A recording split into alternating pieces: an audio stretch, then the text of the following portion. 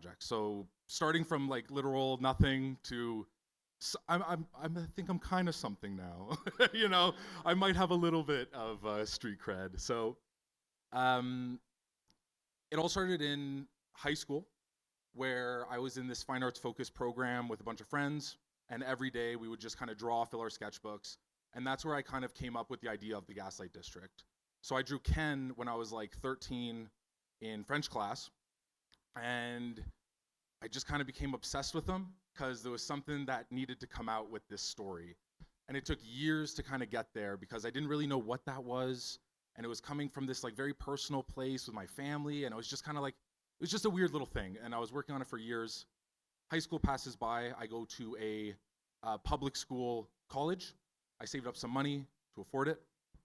Took me a year just working at like a Chinese buffet, building up a portfolio, and just really like just kind of eating shit for a year, just doing what I need to do to, afford it. So spent a year doing that, saved up some money, got into the program with my portfolio, and I was very fortunate that all of my teachers were kind of industry veterans in the 3D animation industry. For those of you who don't know, Montreal is a very big VFX town. It's not a big town for directing and like show running, but there are ins to the industry in small little ways, like like 3D animation, VFX, MPC, a bunch of very big VFX houses. So I wanted a job. I wanted to be a 2D artist, but I was like, okay, I need to get some work, so I guess I'll learn 3D. I'll figure that out. Joined the program. Wasn't crazy about 3D and was kind of like teetering on dropping out. And I remember my teachers approached me and they're like, well, Nick, find a way to make the 3D fun for you. And I really took that to heart. And I was like, okay, wait, what could I do? And I remember growing up watching like Gravity Falls, the Evangelion movies and stuff like that. And I'd always see these really interesting they're 2D shows, but every now and again there'd be a little 3D car or like the mechs would be 3D, and I was like, I could do that. That'd be pretty cool. And so I took it upon myself to do some like extra assignments. Learned this program called Soft Pencil, which is like a toon shader program they use in Japan. Really cool. And I kind of was just like futzing with that throughout college while working on Gaslight slowly in the background. It was just kind of haunting my sketchbooks. Dropped out for a year because I needed to save up some more money. Spent a year just like deboning chicken, just doing what I needed to do to get some cash. I got a couple little gigs on YouTube doing like Assassin's Creed Odyssey in 3 minutes animated, just like crap, just total crap. But it got me, $900 here, $900 there, kind of nice. You know what I mean? It allowed me to sustain myself for a little bit. Went back to college, did my thesis film, which was probably the best opportunity and best year of my life. It was the first year where I had a little bit of money. I didn't have to stress about it. Didn't have to sneak my way onto the bus, sneak my way into the metro and stuff on my way to school. I could just afford it. It was kind of hype. I could eat with my friends. I could party. It was really, really nice. And so I kicked ass. I did my thesis film, really, really proud of it. And it was all toon shaded. So I figured out my toon shading and figured out how to make that work. And I really wanted to turn it into a show. So I graduate and I needed more money again. So I just kind of was putting myself out there online. During college, I had made a comic. It was like 180 pages. I was just kind of obsessed with it. You can find it on my website. It's really stupid. I'm warning you. I'm really warning you. It's dumb, but it's really, really fun. I'm really proud of it. But that random little project that I was just doing in college was found by some guys online who were looking for someone to help direct music videos. So that random little project that I was just doing for fun, for me, that got me a gig in the rap industry. So this was around COVID. No one could film because, everyone, like the social distancing and stuff like that, bullshit. And rappers all got into anime and they're all fucking nerds. So they all wanted like anime music videos. And me and my buddies were just there at the right time and we were just like, screw it, we'll do it. We were 3 guys and we ended up working for Juice WRLD, Lil Uzi, X, like before they died and stuff. But we ended up doing a lot of videos in the rap world. And at that point, I was just kind of saving up money, saving up money. My dream was to still make a show one day. And I was just like, how the hell am I going to do this? Like, this little town I live in, there's no opportunities for that. So I was like, you know what? The rap scene is really cool. It's getting a little violent for my taste. So I'm going to try and pivot into like indie animation, Vivzy pop, and all that kind of stuff. So at this point, my portfolio was kind of, a little robust. It was kind of nice. I had figured out my pipeline really well. I knew my niche, and I was just like, I was so eager. I was just give me anything. I'll do it. Give me some money. I want to kick some ass. Please, just let me. And so I saw a job opening on Spindlehorse for a background artist, and I was like, okay, cool, I can do that. Handed in my portfolio. It just so happened that these musicians I worked with wanted their whole music video to look like Vivzy pop kind of has been hotel kind of thing. So I had a perfect portfolio for it. Like these cosmic odds of just taking these random gigs always lead to something that you never expect. My first music video got me a job with Vivzy, and my fucking comic from college got me that music video. So it's really, really weird how it kind of progresses. You never know what job you do is going to lead to the next one. So it's just kind of best to take it no matter what. You know what I mean? Just do it. Just get the cash, have some fun doing it. You'll make some friends. And then, I worked with Vivzy Pop for a year and a half. I built up her pipelines. Really, really fun. Everything 3D in the show, that was me and my girlfriend. We did that together. We built up those pipelines. Got it really robust, building a small little team. Worked with Joel on Ina. Once again, really fun. And then I got an opportunity to work on a Disney film. And I was like, oh, great, doing exactly that. I was building pipelines for this film. It's the movie Disenchanted. It's like the sequel to Enchanted, right? And at the start of that movie, there's like 5 minutes worth of 2D animation that was being made in-house in Montreal at Tonic DNA. And they needed someone who could do the crown. So like all these princesses had crowns, and all the animators were sick of trying to make this thing look consistent. Even James Baxter back in the day, you look at the scenes and the crown it's jittering, it's not consistent. They needed someone to make that crown consistent. And I was like, well, I could do that. So I built and designed a whole pipeline around this stupid crown, and that was my life for like 6 months, you know what I mean? And that was the first time where it was like, this was not a freelance gig, this was a gig. And it was really nice. I did it, just had my fun, and then I finally got all the little things I needed. I had a little bit of money saved up, I had my credits, I had my little opportunities, I had my connections, and I just said, I'm quitting all of it. I quit all my gigs, everything, and I was like, I'm gonna take a year off again to work on a project like my thesis film that would just fulfill me in the same way and bring on new opportunities. And that project was Gaslight. So I spent a year just designing, rigging, 3D modeling, texturing, and just creating the project with zero expectations other than I'm gonna make this for me. It is gonna be fun for me. I don't give a shit what comes from it. Nobody in the world could watch it. It will have been fun and for me. And I personally find when you go out with that mission, you make your best work, and that's when you make the work that just sings to other people, because that's when it's the most sincere. Sincere art brings out it's the most like niche, because it's my experience, it's my story of my family and stuff, but it becomes universal in a weird way. And I worked on this trailer for a year. The whole thing, I built a little book, and I was going and pitching anyone who'd make eye contact with me. I'd grab them and I'd scream the pitch at them, whether they wanted to listen to or not. And I got really good at it. I got really, really good, because you see the moment that the light leaves their eyes when they don't give a shit anymore. You know what I mean? So it's just like, I got really good at taking the rejection, and I got really good at keeping that light. Okay, they're still interested. Okay, cool. And you find your golden sentence, your little nugget of how you can explain your show in as quick as possible. So I did that, and all my friends gave me shit because I wasn't posting any of this online. My online kind of presence was kind of nothing. I just posted my thesis film, some stuff here and there, met some people that way, but there was I wasn't posting. And they gave me shit, So I was like, fine, I'll put a little teaser together. I had made a 1 minute animatic, a 1 minute like fully animated thing. I was about 3 weeks till being done production.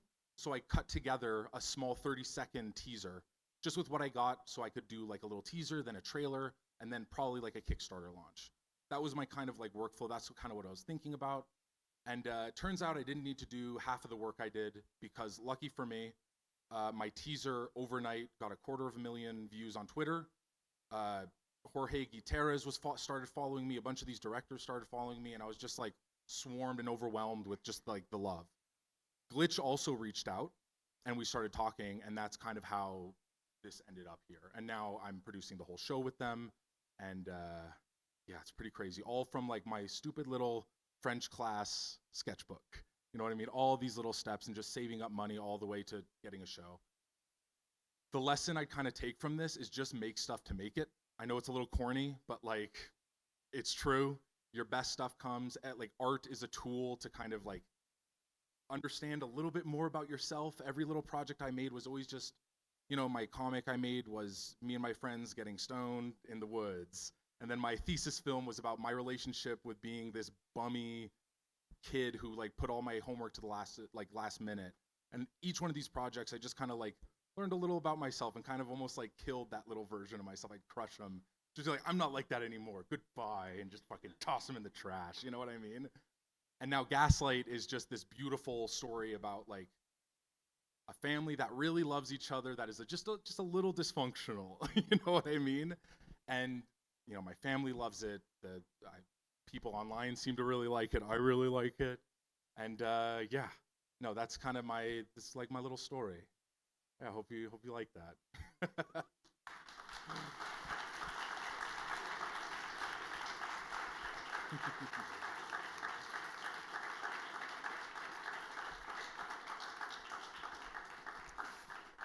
That's kind of it. If we got questions, we can go straight to that. I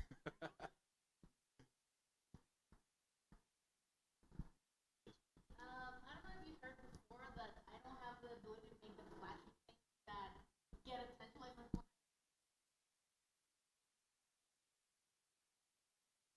The thing that I could do would be my voice. I can make maybe 3, maybe 4 voices, like in voice acting. Would that helping with something? I think you just gotta chase what's fun. Just chase what's fun, make stuff that you find fun, and eventually you acquire skills along the way that like make sense to make something. You know, like Gooseworks, for example, she was just doing music and then doing little short films, and then it ended up with Digital Circus. You know what I mean? That's how this kind of stuff happens. You acquire these little small things. You start really small. You know, like you like to do voices. Do a little fan voice thing. Do a little something small, and then get more confidence, build up, be a little bit more ambitious with each one.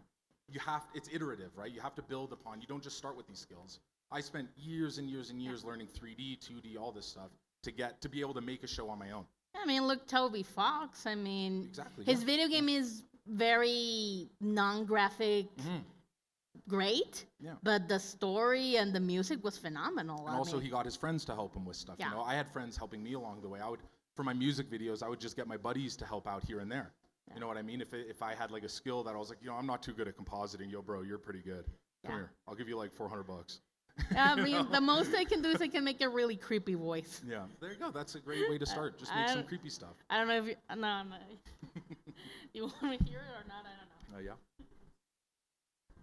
Hi. Hello. I think that something that I struggle a lot with is also with the fact that I tend to do things until the last minute. But when I'm alone, I mean, I can do it. I don't sleep or anything. Yeah. But recently I've had to help with a group of friends that we're trying to do this, to get our projects out there, to help each other. One of them wants to make a video game, I want to make an animated series, and we're trying to help each other. But we are friends, and a lot of us are procrastinators too. How can we like keep this somewhat professional and be able to like carry out a team while also not being like, we know there's no money involved? I think just keep it casual, and as long as it's fun, you'll want to do it, right?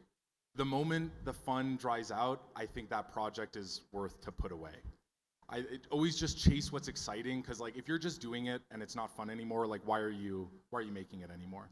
You know what I mean?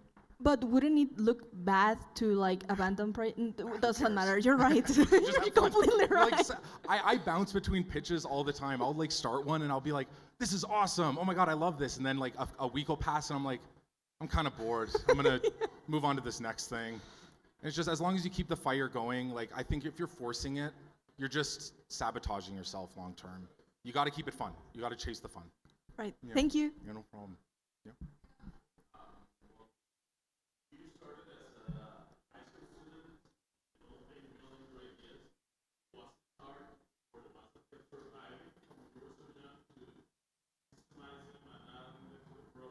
Oh yeah.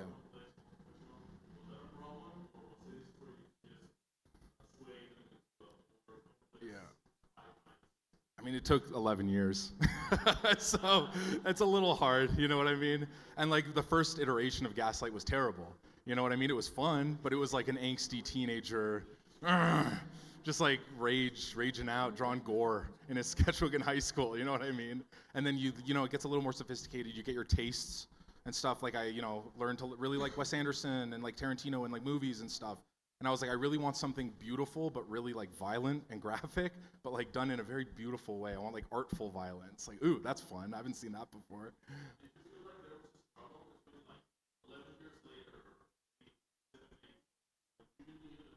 Yeah. Oh, dude, there still is. Yeah.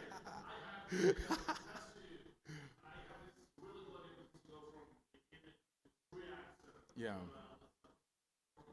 A little bit. Like you get the ideas you're stuck on, and sometimes you have to like just kill them, just get rid of them. It's if it's not helping you, if it's not like helping the story, you just got to get rid of them. There's like, I have like 40 pages of fucking lore for the show. You know what I mean? Like a whole like novella, and like half it, like 5 pages made it into the show. You know what I mean? All that other stuff, I had like whole episodes I wanted to do based on these certain things, and just none of that. And just sometimes it's just like, okay, that can be something else. That just goes back into the web of ideas that I can pull out at any time. Yeah. Yeah, no problem. I'll go this side this time. Hello. Hello. I have this question about, I mean, in your experience with Glitch, what are the first steps or the first step after that a producer wants to help you or buy your project? You made, you know, this contract, and then after this big new, what's next? So for my experience with Glitch is I pitched them the show and then a pilot episode. And then the moment we're just like, yep, we're doing it. You do a season outline. You kind of like figure out the rest of the show. You do a lot of look dev. That's when you work with the team and stuff. Like my original aesthetic for the show was very like toon shaded 2D simulation kind of vibe. It was like very like Studio Trigger anime, but like, you know, with like Tim Burton-y kind of feel, weird aesthetic. Really cool, but really weird. But they were very photorealistic, and their art directors and their like, you know, lead 3D modelers and stuff, I needed to work with their skills, you know what I mean? I couldn't just show up and be like, now make art like me. And like, I'm not gonna budge, because like, you know, that's rude and not cool and not collaborative. So you gotta have to learn how to like, okay, hey Max, what's up? You're really talented, you do this kind of look. I do this kind of look.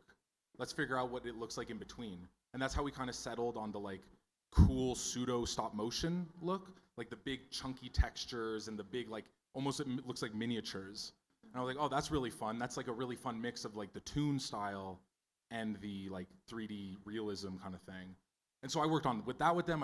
I did the same thing with the storyboard team, and you kind of just like, you develop the taste for the show. And you work with every department, and you go through the story department, the animation department, all of those, just developing and doing like little 5-second tests. So we took my script, we're like, this scene here, this looks really hard to make. Let's see if we can do this. If we can make this shot, this scene, we know we can make the whole show.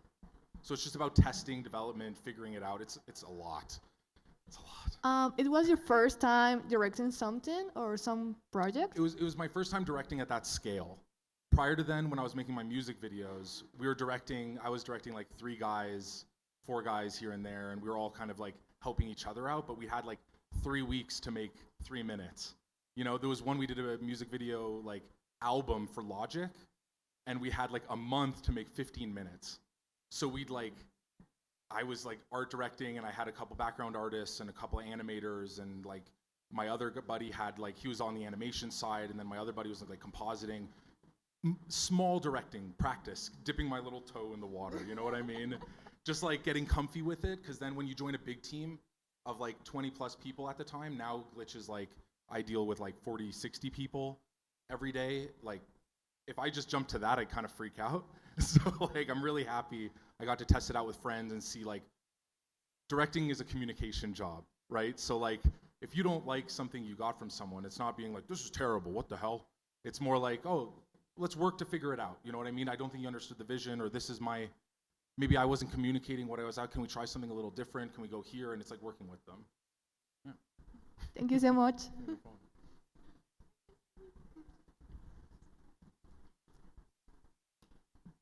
Hi, as a creator, do you have some kind of tip to keep creativity going or flowing? Everybody has like a point when I'm stuck with this, but do you have like your personal tips for keep creativity going?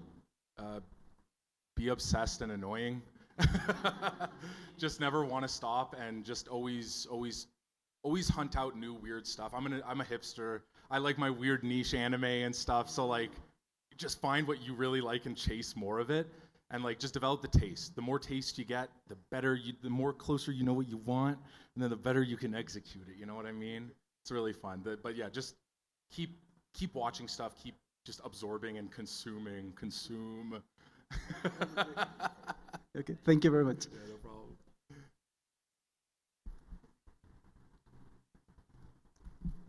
Oh, nice to meet you too. I will explain about the pilot. When I saw the pilot, makes strange feel emotions because I felt as I like read a novel on the narrative, on the interactions, on the personalities, the protagonist. I may connect with strong, but what how would you say?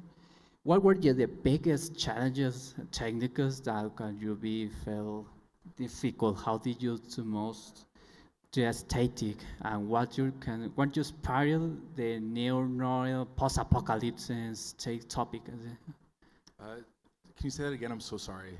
Like, what were the challenges coming up with the Yes, aesthetic? and stuff?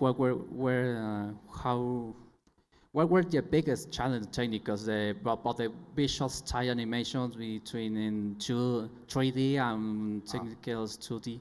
Yeah. From the sequences and the actions of when the characters floats in 2D red black. So the like, what are the challenges coming up with Where the is the style and challenges stuff? right? Yeah. So the biggest challenge with that was really like the compromises from like working with this team that has a very clear style, and then working with my own style, and finding a way where I can communicate what I'm after in a language I didn't speak. You know what I mean? I'm not a photoreal artist. I don't do like Photoshop. I'm a cartoon guy. I really like cartoons. So I had to like learn how like Max, my 3D lead, I had to learn how he thinks, and I had to learn how to communicate to him to get what I was after in a way that he would still have fun doing it, because I want to appeal to their tastes. You know what I mean? He's going to be the team at Glitch is the one who's going to be producing it all. I'd hope they're going to have fun making it like I will. You know what I mean? I don't want to be some tyrant coming in being like, it must look like this. So if you find a way to speak that language, they get to have fun. They get to make better work. I get better work. I have more fun with them, and just it kind of grows and grows and grows. But like joining the team as just like, I was 24. I was just like, hello, we're gonna figure this out, I guess. It was very challenging, but eventually, like, these guys are all my friends now. So now we really understand each other after working with them for like 4 years. So the communication is really hard. But once you figure it out, it's really good. Yeah, cool. Yeah.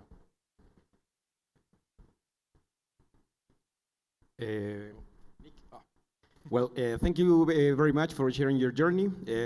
When Glitch became interested in the Gaslight project, what was the strongest proof that made them trust both the project and you as its creator? Was it the teaser, your previous work, and what did you still have to prove before the project could move forward? Great Sorry. question. Great question. Yeah. So at the time, the only thing that was out with Glitch was episode 1 of Murder Drones. So Digital Circus wasn't out. Nothing else was out. It was just Murder Drones and their previous stuff. So it was kind of this back and forth of like, are we gonna be able to do this? Like, I had really big ambitions for the show. My aesthetic is very rich, and I really want to make like, do you know the painting, the triptych painting by Hieronymus Bosch there, the Garden of Eden, the big, super dense painting. I wanted to make that painting come to life. That was my intention with the show, and that's not cheap. You know what I mean? That's a hard thing to make. So they trusted me because I had a bunch of work experience. They saw my Disney credits, they saw my music videos, they saw all those things I was doing, and they're like, okay, this guy can deliver. He's worked with so many people. He's not insane, or he's just insane enough, and yeah, we can trust him. And then for me, it was a process of, well, are they going to be able to do it? Because I have these ambitions. And then the big thing for me was I saw the teaser for Digital Circus, and I was a fan of Gooseworks for years. And I was like, I know what Goose's projects look like. If this feels like a Gooseworks project, when I see that trailer, I'll know that when I make my project, it'll feel like a Nick project. And that was my big intention. And I was worried. I didn't know what this process was like. So I saw that teaser and I was like, that's a Goose project. That feels like Gooseworks. That feels like her stuff. And I was like, okay, I think I can trust them with my things. And then they clearly trusted me back, which was really, really nice. And there was this kind of respect. And then the team kind of grew, Digital Circus exploded. And yeah, it's pretty nice. Yeah. Awesome. Okay, cool. Oh, yeah. I have two questions. Yes. Buena. I have two questions. The first one is kind of stupid. Do you think that your Mexico trip and last night and all this stuff will inspire some future creative endeavor? And the second one, the serious one, is when Glitch bought your project, was there anything that you put like some condition or something like, yeah, you can have my show, however, this has to be like this? Or did you like give them complete freedom over the stuff? I'll start with the serious question, then I'll go to the silly question. So there was a lot of like back and forth of just like, are we going to be able to make this? So, Glitch CEO Kevin, when we were talking about it, he was like, I don't think we're going to be able to translate that style exactly how you want it, just because the team we're working with, this is what they do. You know what I mean? It's back to what I was saying earlier with the like, we had to figure out, just the communication. So there's a lot of compromises you have to make, but those compromises can be fun and can make the project better. A big thing was like, there can't be red blood in the show because YouTube doesn't like blood. So I was like, okay, how can I make this not just a censorship choice, but like a creative choice? And I was like, okay, each faction can have their own colored blood. And then I was like, oh, cool, wait, if I make the prophesized human have black blood, now it's in the story. So you know what I mean? So it's like taking those compromises and making them fun and work in your story well, and just kind of working with that. That's like the hard part, but it's fun. You can have a lot of freedom, and if you can find ways to elevate the project, you're fucking doing something right. And then yes, the luchador, luchadore, is that what it is? Yeah, that was awesome. We went to go see the luchas the other night, and like I would kill to make a show with just guys beating the shit out of each other in that kind of way. It'd be awesome. Yeah. Yes. Oh. Hi, I found it very comforting when you said you did your best when you created something just for the sake of making something. And my question is, do you ever get imposter syndrome when you're creating something just for the sake of being creative, when it seems like everyone else is doing the story they've always wanted to make ever since they were a child? And how do you deal with that? So like imposter syndrome is so real. right now. I've experienced that right now. But I think like you mentioned like seeing other people doing theirs, comparing it to you, right? I think like comparison it can be healthy. You know, jealousy I think is like an ugly thing. That's when like you see someone have something and you want to take it from them. I think envy is something a little healthier where it's you see someone experiencing something and you want to share that feeling with them. And I feel like envy, you can turn that into something beautiful and motivating and just be like, oh my God, I'm going to work as hard as this person. I'm going to kick ass. And then I can feel that feeling they're feeling and share it with them. And like, that's just the most beautiful thing in the world, right? Like, and like I'm friends with Gooseworks. Gooseworks is a genius. She made the most popular show in the entire world. If I were to compare myself to Goose, I'd be just robbing myself of my own joys. You know what I mean? So yeah, no, be kind to yourself, dude. No, It's I'm awesome. sorry. My question is more like when you're making something just for the sake of being creative, Yeah. and you see other people making something that's like the story they've always wanted to make ever since they were a child, like that comparison when you feel like you're not getting your story emotional or personal enough. You'll get there. Stories are iterative, right? Like you start with something that's cool.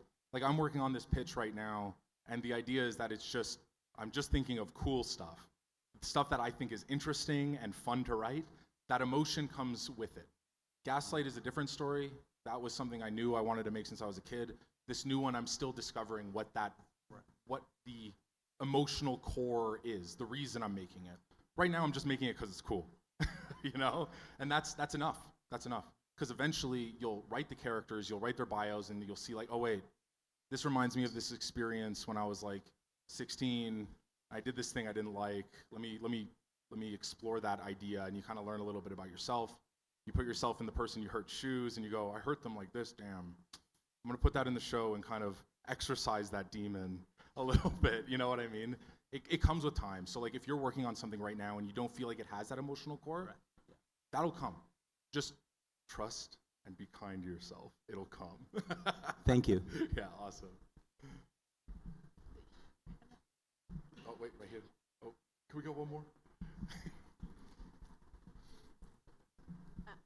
Hello. Hello. I wanted to ask if you had a problem with the design of the characters, even if it's their personality or it's hard to be animated, or even if you had problems with their world building.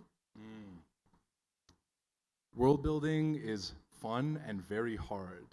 But there's like one rule. I watched this talk from one of the writers of Dungeons and Dragons and how they build their worlds. And he said something kind of profoundly simple and stupid that I really liked. If you know how characters eat and how characters shit, you can build a world around that. And I was like, huh, okay, that's kind of fun. And then you realize like, oh, if they eat bugs and they go to the bathroom, do they have bathrooms? No. So then how do they get rid of their shit? Do they not shit? Oh, I guess they don't shit. And then you build like, oh, do they need pipe networks? Oh, well, they don't shit, so no, they wouldn't. Do they have sewers? No. You know, those like, what do they eat? How do they get the bugs? Do they eating and shitting? It's stupid, but it really works. And then for characters, characters are just hard. You just got to trust that what you're doing isn't crap and follow the inspiration and the fun. As long as it's fun and you find ways to make their voice really interesting, you're golden. Okay, thank you very much. Yeah, a really weird answer, but.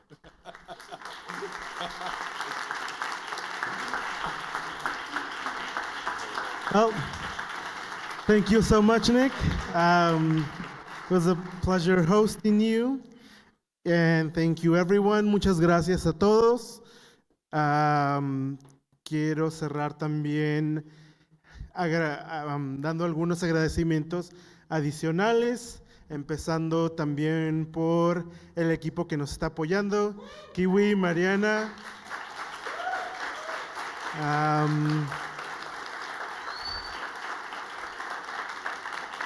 También al equipo de Pixelatel que no pudo estar aquí, José, Cano, Diana, Lupita, Hueso, a todos ellos que son parte del equipo de Pixelatel y que no pudieron venir a Guadalajara. Muchas gracias si es que están viendo el stream.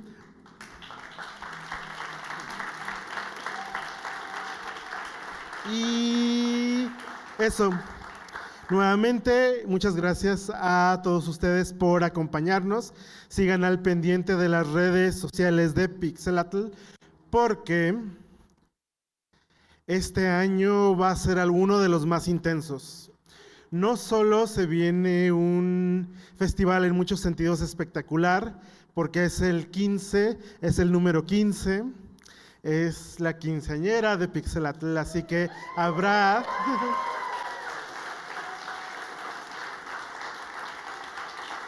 Habrá algunas sorpresas especiales. También estamos preparando algunos otros eventos de los cuales se enterarán más adelante, donde también vamos a dar cabida a muchas cosas que nos han estado pidiendo, como publicaciones, artes visuales, artes escénicas, desarrollo de videojuegos y otras cosas. Así que, pues se vienen muchas sorpresas y aunque ya estoy sonando un poco reiterativo, pero en serio lo decimos a nombre de todo el equipo de Pixelatl, a nombre de todo el equipo de Ciudad Creativa, de Play, de UTJ, de todas las personas que hacen esto posible. En serio, muchas gracias por tomarse el día, por poder estar aquí. Tenemos un poquito más de tiempo, así que también aprovechen para conocerse antes de que salgan corriendo a casa. Yo sé que cuando estoy en una de esas sillas, después de una jornada larga, lo primero que quiero regresar es a la soledad de un cuarto, pero aprovechen que ya estamos aquí. Y pues nada, muchas gracias a todas, todos, todes.